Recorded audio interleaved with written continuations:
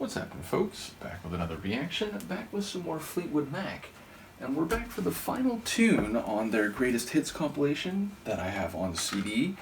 And after this, I should mention I wanted to do a reaction to the extended mix of Little Lies, and then after that, I have a live CD or album of Dance, which I don't think I've ever heard, but was taken from my parents' collection. So I'm looking forward to those things, but before we get there, the final track on this greatest hits compilation is No Questions Asked. So I'm actually familiar with a couple other tracks. One's a punk tune, one's a hip-hop tune, but the idea of no questions would itself suggest a lack of clarity about something and maybe a desire for no questions to be asked. But the phrasing here is no questions asked, and there's maybe a suggestion of an absence, that maybe there should have been some questions, or maybe one understood the circumstances or nuances of a situation such that they knew not to ask. It wasn't that they were prevented, but they chose not to ask. So I feel like there could be some different directions that a phrase like this heads. But yes, at the very least, it suggests that there might be a lack of certainty or missing information, but no questions have been or are going to be asked. So yeah, I'll see what I can pick up on a first listen. This is Fleetwood Mac. The track is No Questions Asked, and it's the final tune included on a greatest hits compilation.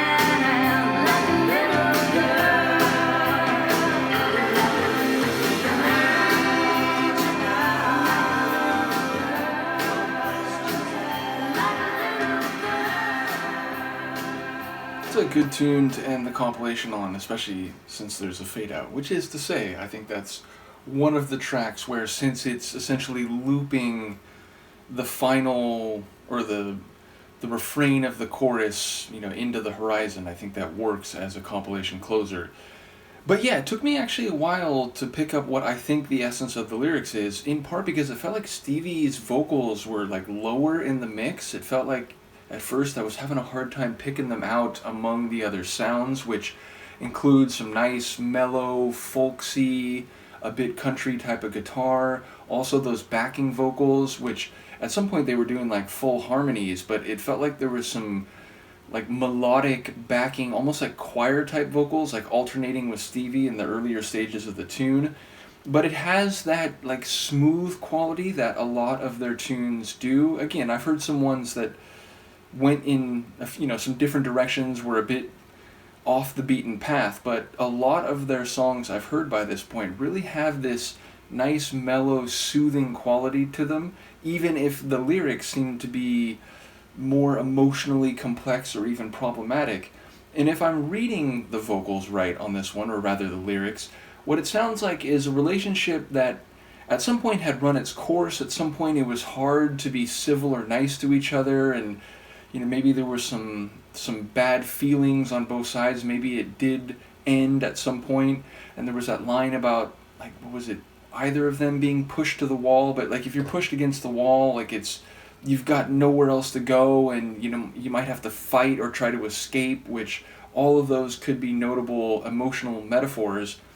And it sounded like she was saying like she was lost and she was hurt, but in the moment, and in fact not only lost and hurt, but she's saying like she broke down, she was weeping, or perhaps just emotionally shattered like a little girl. But she sounded like she's saying, in this moment, I need you now, no questions asked. Meaning, forget about all that. Forget about all our difficulties. Forget about the way we used to fight, and how lost I was and how heartbroken you made me feel. Right now, I just want to be with you. I just want to feel that connection and that comfort. And we wouldn't need to dredge up all the problems and all the difficult roads we've traveled. Just be with me right now, no questions asked. So it feels like it's a very emotionally nuanced song, but she's actually saying, wipe all that off the table, forget all that, I need you now, no questions asked. So we get the prologue and we get a lot of the background, but her emotional feeling in the moment doesn't sound so much heartbroken anymore, or at least currently.